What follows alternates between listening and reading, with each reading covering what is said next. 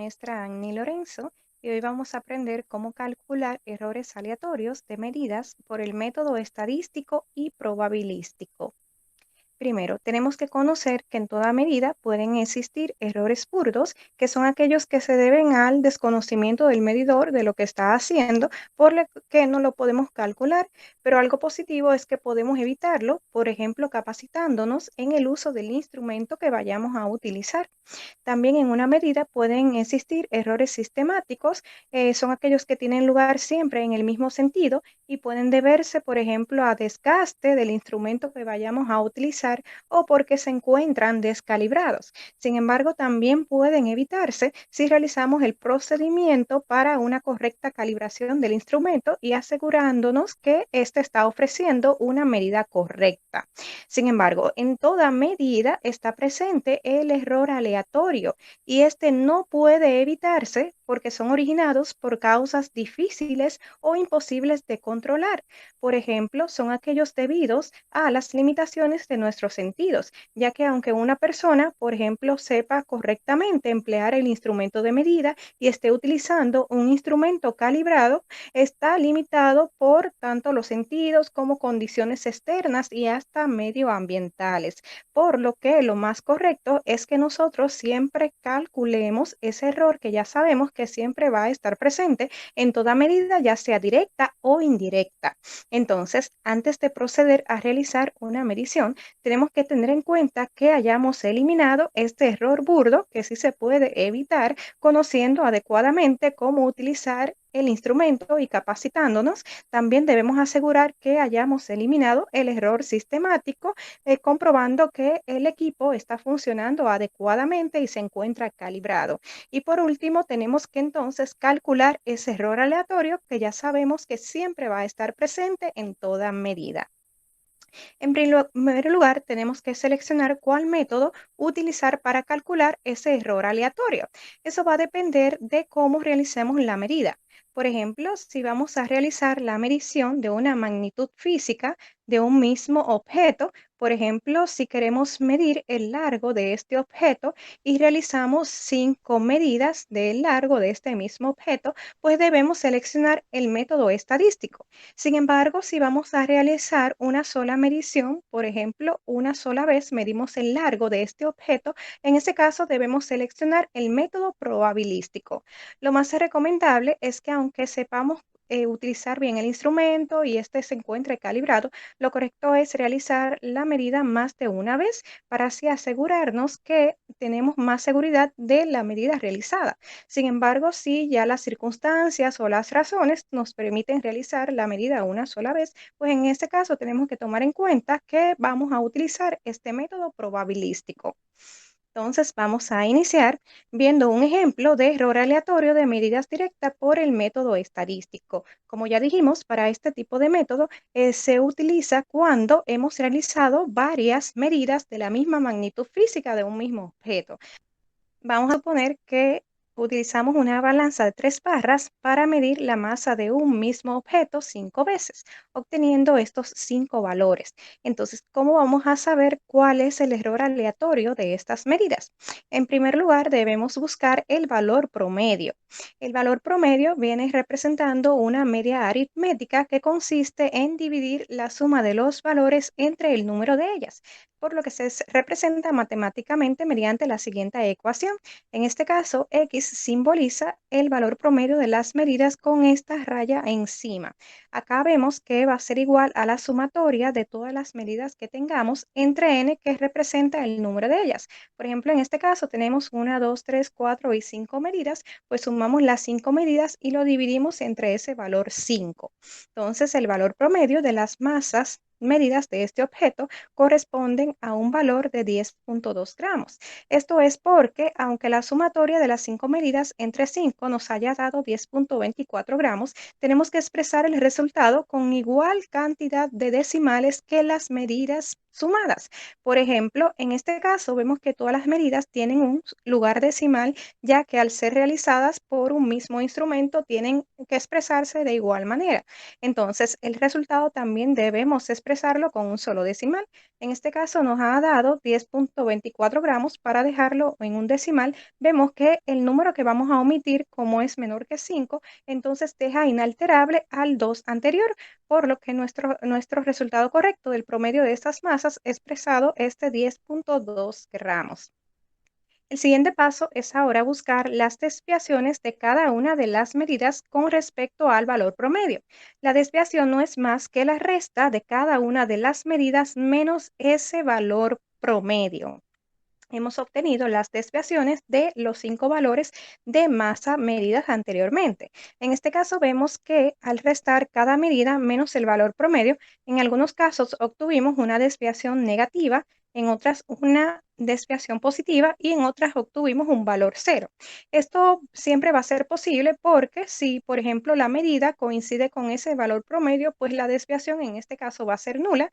De igual manera, si la medida, por ejemplo, es inferior al valor promedio, pues ya nos va a dar, en este caso, una desviación negativa. Y si la medida es superior al valor promedio, pues ya vamos a tener una desviación positiva. El siguiente paso ahora es buscar los errores absolutos de cada medida. El error absoluto consiste en la misma desviación pero positiva, es decir, el valor absoluto de esa desviación. Entonces, en este caso, los errores absolutos va a corresponder a la misma desviación que obtuvimos anteriormente pero positivas. Es decir, tanto la desviación negativa o la positiva o la nula nos dio en este caso el mismo valor positivo. Tomemos en cuenta, en este caso, que de manera independiente hay un error absoluto que resultó ser cero. Aquí hacemos una observación y es que si, por ejemplo, todos los errores absolutos nos hubiesen dado cero, eso no significa que la medida esté libre de error aleatorio. Lo que significa un valor cero de error absoluto es que no hemos podido determinar ese error absoluto, ¿sí? O sea, no hay medida que esté libre de incertidumbre, ¿de acuerdo? Entonces, un valor cero, en este caso, nos indica que sería, ¿verdad? Un error aleatorio indeterminado. Bien, entonces, luego que ya tenemos acá los errores absolutos de cada una de las medidas, procedemos a buscar el promedio de los mismos.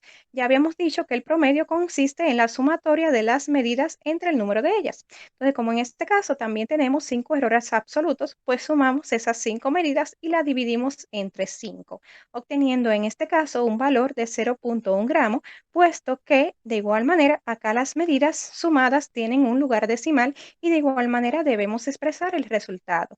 En este caso nos había dado 0.12 gramos, pero debemos omitir el 2 y como es menor que 5, pues el anterior se queda inalterable y tenemos que el error absoluto promedio es de 0.1 gramo. Este error absoluto promedio se considera ser la incertidumbre de nuestra medida. Después vamos a buscar ahora el error relativo.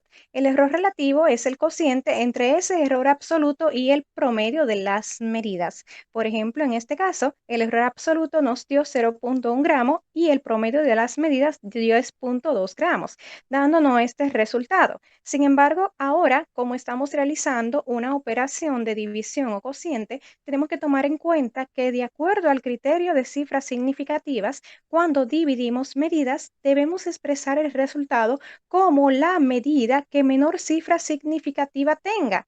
Recordemos que las cifras significativas son todas las cifras en una medida, exceptuando los ceros a la izquierda. Por ejemplo, en esta medida tenemos una cifra significativa y en esta medida inferior tenemos una, dos y tres cifras significativas, por lo que la que menor tiene una sola cifra significativa y el resultado también debe tener entonces una sola cifra significativa y este resultado vemos que tiene 7 cifras significativas. Debemos dejarlo en una sola cifra significativa que sería el lugar que corresponde al 9. En este caso, para omitir los demás números, vemos que como el 8 es mayor que 5, al anterior debe sumársele 1. Entonces 9 más 1 es 10, 0 lleva 1 y se convierte en 0.01.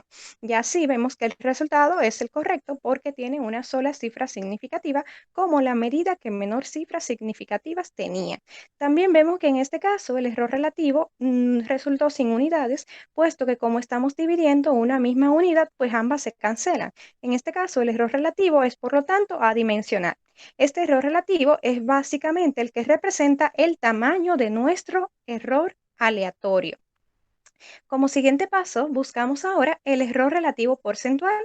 Este consiste en multiplicar este error relativo por 100%. Por ejemplo, en este caso, tenemos que nuestro error relativo porcentual es 0.01 por 100 igual a 1%. A partir de este valor del error relativo porcentual podemos establecer varias cosas. Una de ellas es la calidad de nuestra medida.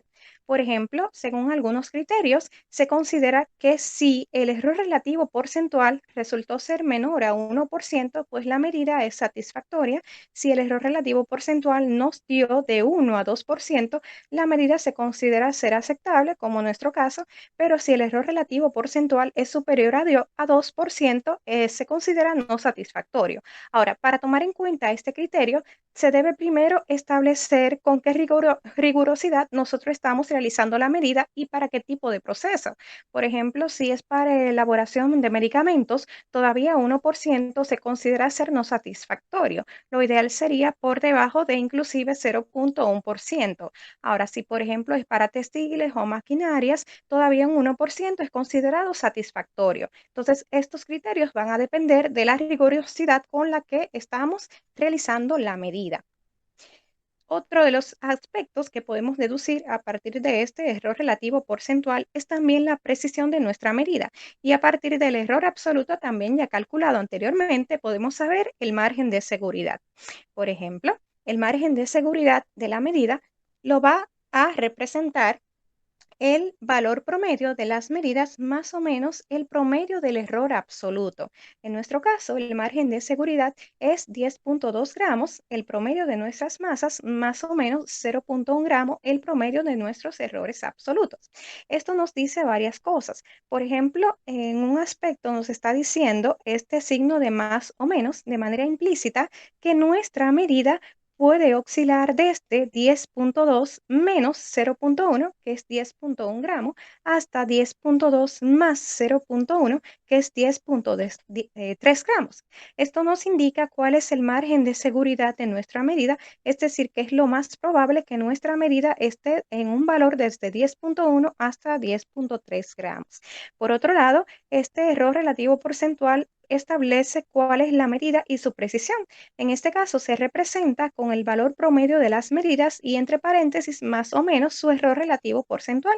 En este caso, la precisión de nuestra medida está expresada como 10.2 gramos por un margen de más o menos 1%.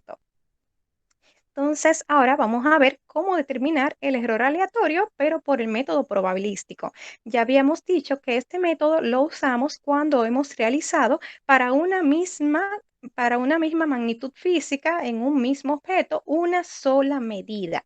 Entonces, vamos a suponer que en este caso hemos utilizado una balanza digital y hemos medido una sola vez la masa de este objeto que utilizamos al inicio. En este caso, la balanza digital nos registró un valor de 10.22 gramos con respecto a la masa del objeto. Sin embargo, tenemos que conocer para este método cuál es la apreciación de nuestro instrumento. La apreciación de un instrumento indica el valor más pequeño que se puede medir de manera directa con él. Por ejemplo, en muchos instrumentos digitales ya se indica mediante una etiqueta cuál es la capacidad del instrumento.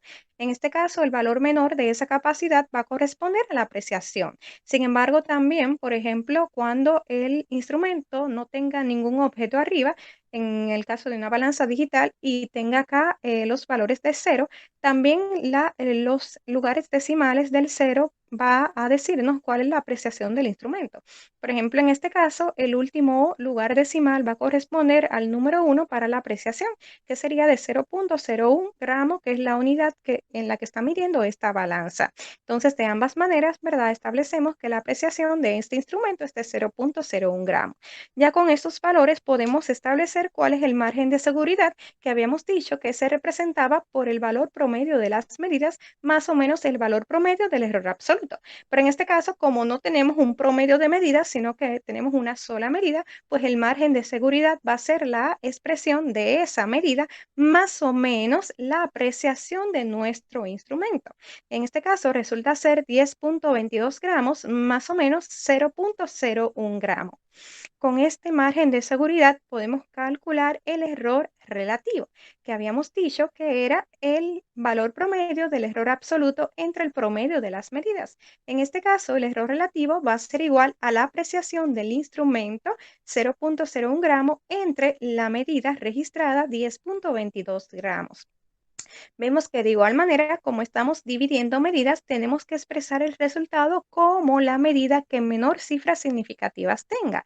Por ejemplo, esta medida tiene una cifra significativa y esta inferior tiene 4 cifras significativas, por lo que el resultado debemos expresarla también con una sola cifra significativa.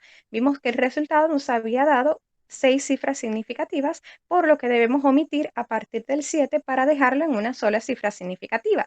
Pero como el 7 es mayor que 5 al anterior, debemos sumarle 1 y nos queda en 0.001. Con este error relativo también podemos ya calcular el error relativo porcentual, que es la multiplicación de ese error relativo por 100%. En este caso, el error relativo 0.001 por 100% nos da igual a 0.1%. Finalmente, con este error relativo porcentual, también podemos establecer cuál es la precisión de nuestra medida, representada por la medida paréntesis más o menos error relativo porcentual. En este caso, la precisión de nuestra medida representada es de 10.22 gramos más o menos 0.1%. Entonces, de esta manera ya podemos establecer cuál es el margen o la confianza que tenemos al realizar esta medición. Espero hayan entendido ambos métodos para calcular los errores aleatorios que siempre van a estar presentes en todas medidas, tanto directas como indirectas. Espero le haya gustado mucho este video. Cualquier cosa pueden pausarlo o atrasarlo para entender mejor.